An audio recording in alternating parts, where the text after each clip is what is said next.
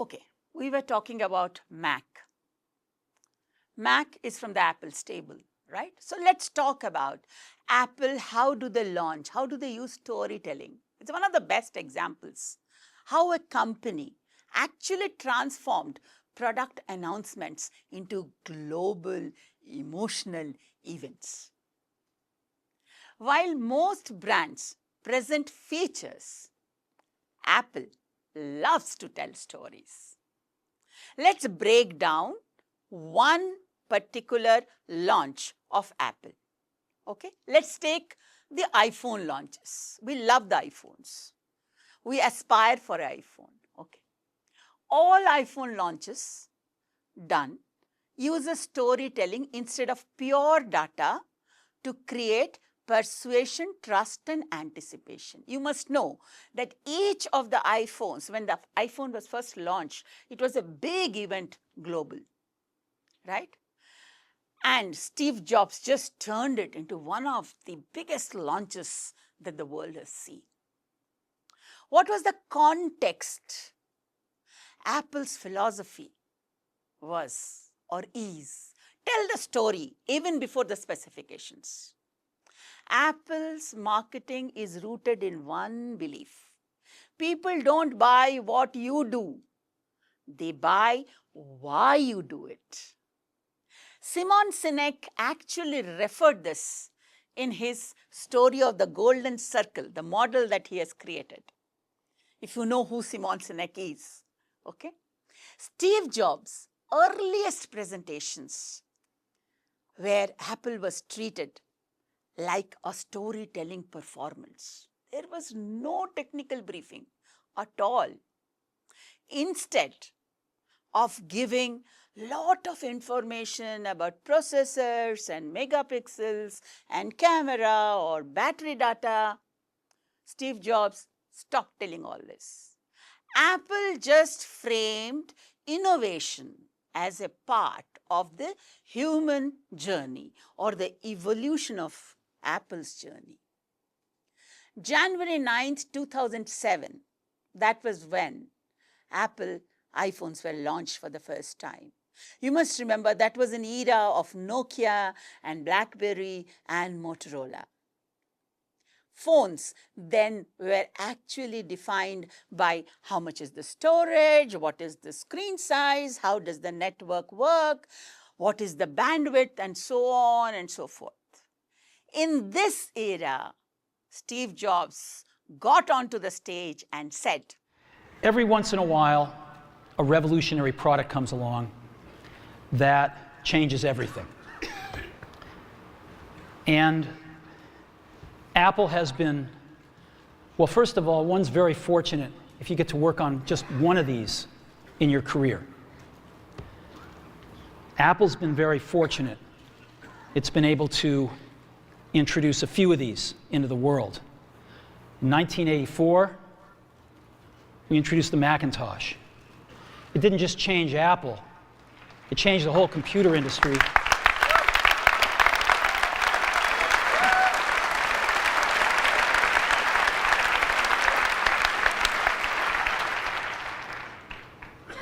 In 2001, we introduced the first iPod. And it didn't just change the way we all listen to music. It changed the entire music industry. Well, today, we're introducing 3 revolutionary products of this class. The first one is a widescreen iPod with touch controls.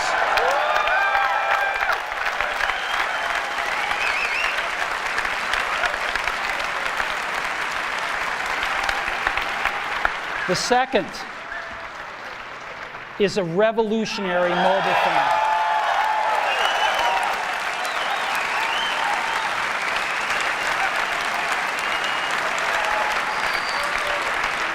And the third is a breakthrough internet communications device.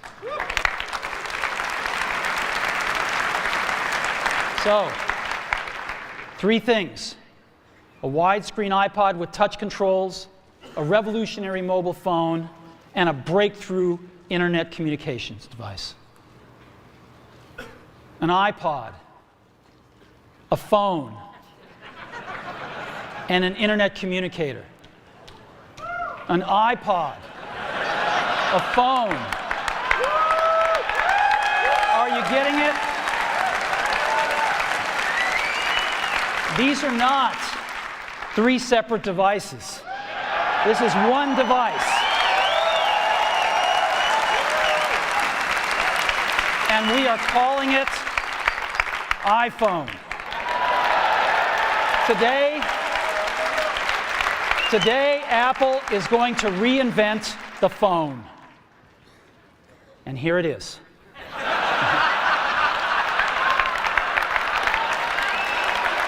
No. Actually, here it is, but we're going to leave it there for now. So, before we get into it, let me talk about a category of things. The most advanced phones are called smartphones, so they say. And they typically combine a phone plus some email capability, plus they say it's the internet, sort of the baby internet, into one device, and they all have these plastic little keyboards on them. And the problem is that they're not so smart and they're not so easy to use. So if you kind of make a Business School 101 graph of the smart axis and the easy to use axis, phones, regular cell phones are kind of right there. They're not so smart and they're not so easy to use.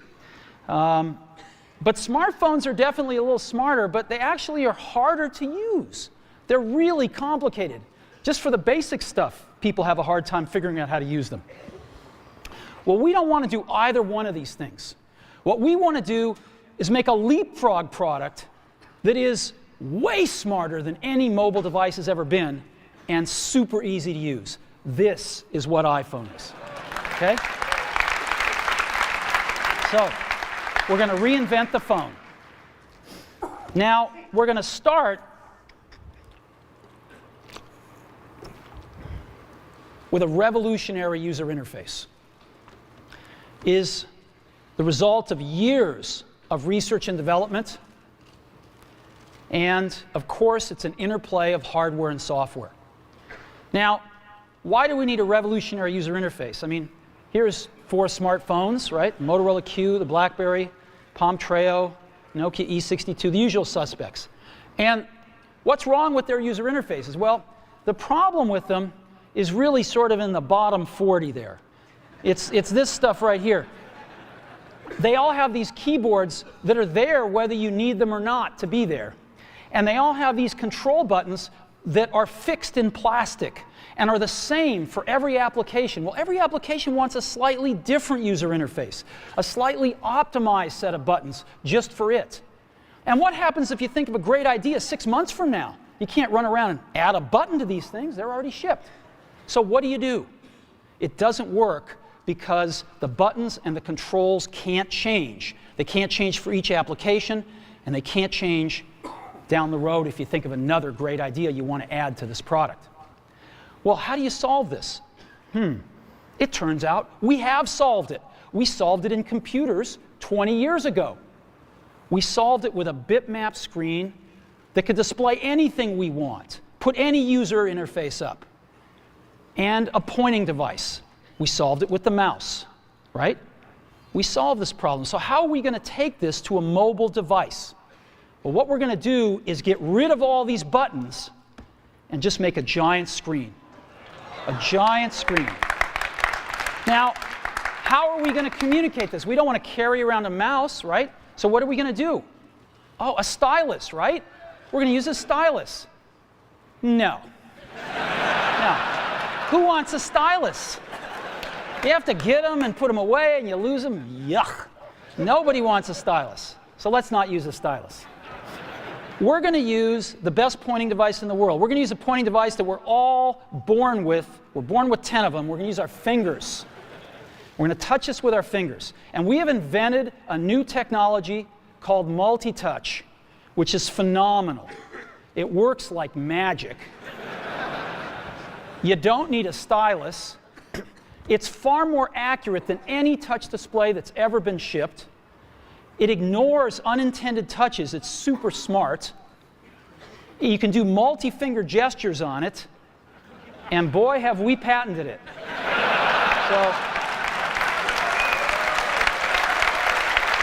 So, we've been very lucky to have brought a few revolutionary user interfaces to the market in our time. First was the mouse. The second was the click wheel. And now we're going to bring multi-touch to the market. And each of these revolutionary user interfaces has made possible a revolutionary product. The Mac, the iPod, and now the iPhone. So, a revolutionary user interface. We're going to build on top of that with software. Now, software on mobile phones is like baby software. It's not so powerful. And today, we're going to show you a software breakthrough. Software that's at least 5 years ahead of what's on any other phone. Now, how do we do this? Well, we start with a strong foundation. iPhone runs OS X. Now,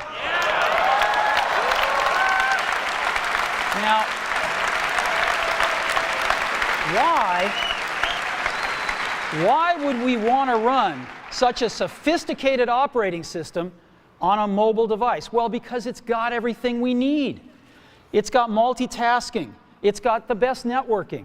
It already knows how to power manage. We've been doing this on mobile computers for years. It's got awesome security. And to write apps, it's got everything from Cocoa and the graphics, and it's got core animation built in, and it's got the audio and video that OS X is famous for. It's got all the stuff we want, and it's built right in to iPhone. And that has let us create desktop-class applications and networking, right? Not the crippled stuff that you find on most phones. This is real desktop-class applications.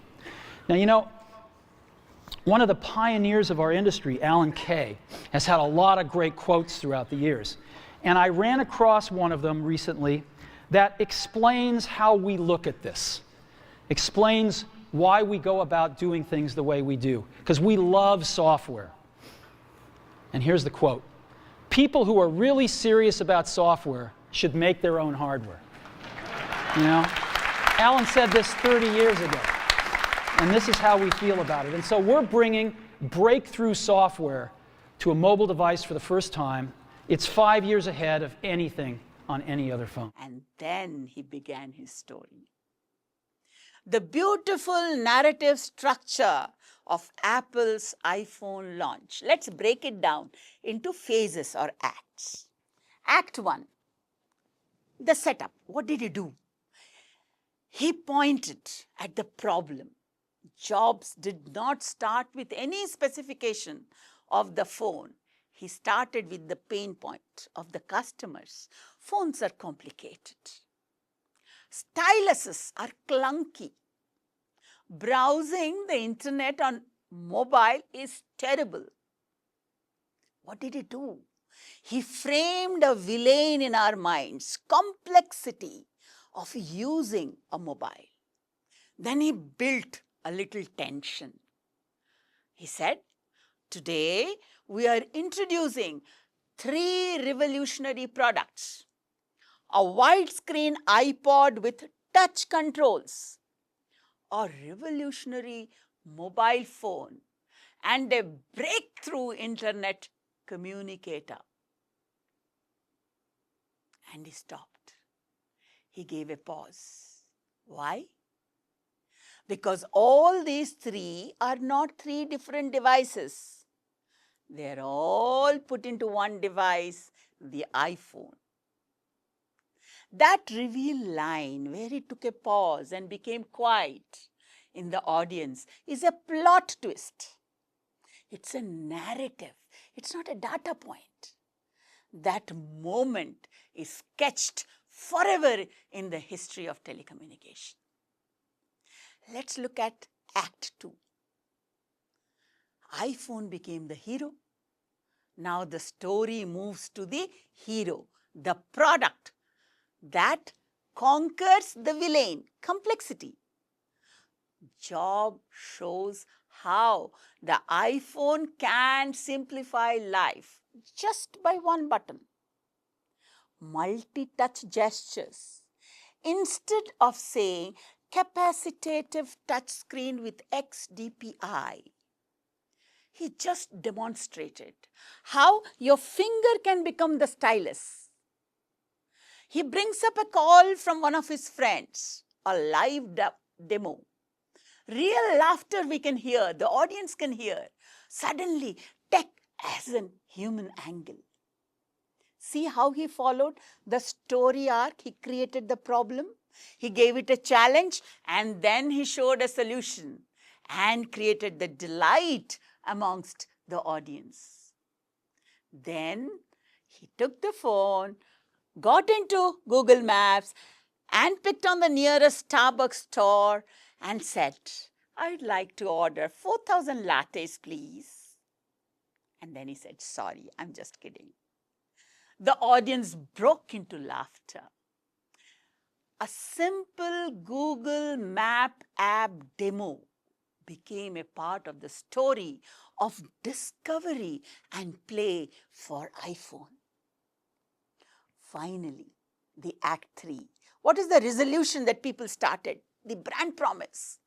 He closes the presentation not with numbers, but with a meaning. iPhone is a revolutionary product that changes everything. No data about RAM, no battery, no megapixel, no bragging about anything. A very emotional close. He just said, it just works. Very, very simple storytelling and very simple usage of words. Apple's storytelling approach is very, very worth studying. What are the elements he used? He just used typical tech words. What was the focus? The focus was on certain features only. What did he want to achieve? He wanted to achieve pricing, the correct pricing.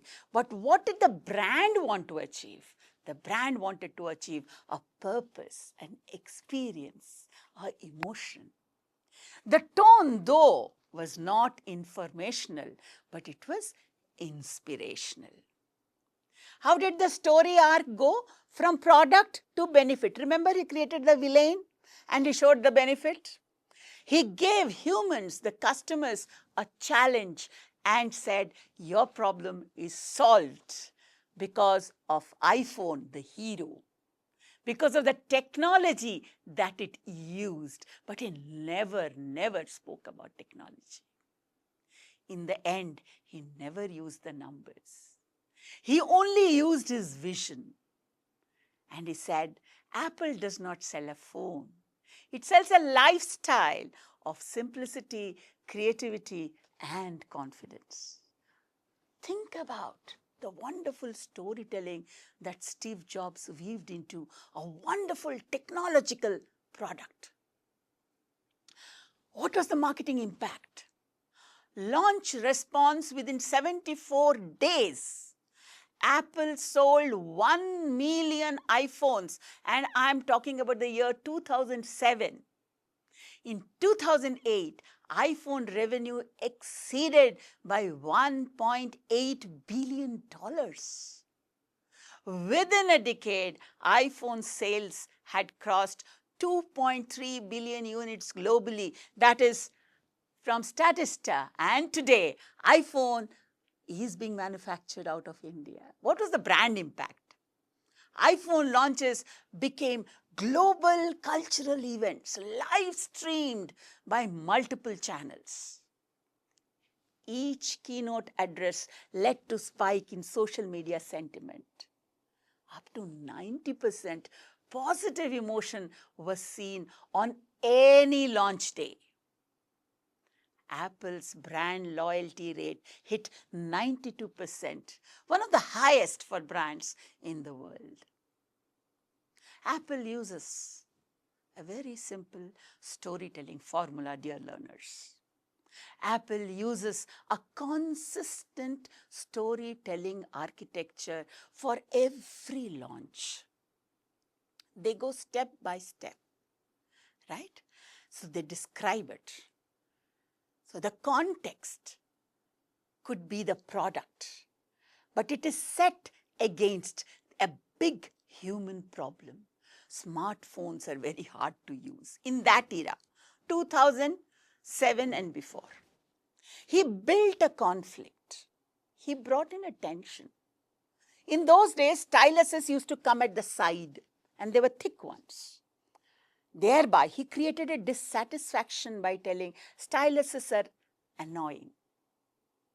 And now he presents the hero, the product, which comes as a savior. Stylus is out. Your finger is the stylus. Look at how human finger and technology was married together in iPhone. And then he did the demonstration right out there in front of the entire audience and the millions who were seeing it through live demonstration. That created the transformation for the brand Apple, because it showed a very, very tangible human outcome.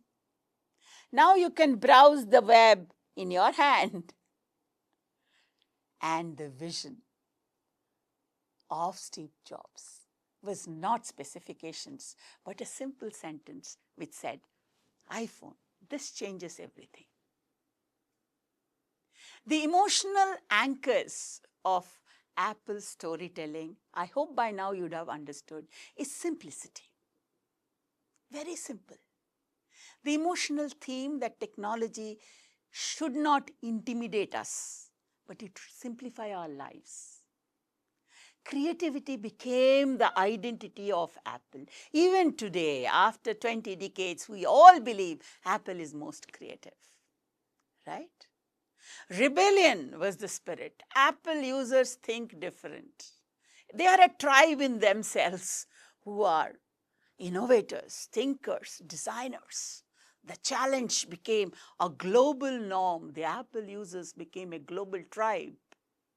They all started belonging to a particular tribe because they all started owning an iPhone. It was a global community of aspirational individuals. The evolution of iPhone storytelling over time is very interesting. 2007 to 2011, the typical Steve Jobs era, it was changing the world. And he always kept telling at multiple events, this is only the beginning, this is only the beginning. 2012 to 2015, experience was the delight. If it is not an iPhone, it's not a phone. That's what they started telling.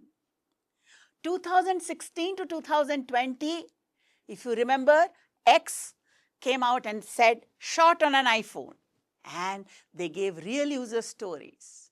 2021 to now, continuing, they are talking about data privacy.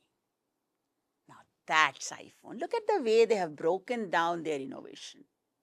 Why does it work in the market? Because less data, lot of story, lot of emotion, much before any information comes. Very, very human-centered, experience-oriented details are given. There is a lot of consistency in their stories, right? And then they have a lovely cinematic presentation of their ads, the campaigns. Music, art, pacing, nature, photography, what consumers like me and you love. What is the core lesson that we can take from here for the multiple marketeers that are there in the market? Apple's iPhone story definitely proves data builds credibility, but story builds belief. Even in a market driven by specs and numbers, Apple's storytelling transforms the entire product launch into an emotional theater. So, dear friends, Steve Jobs himself had said this: the most powerful person in the world is a storyteller. And that's what Apple has been living up for me, for you, and for the millions across the globe.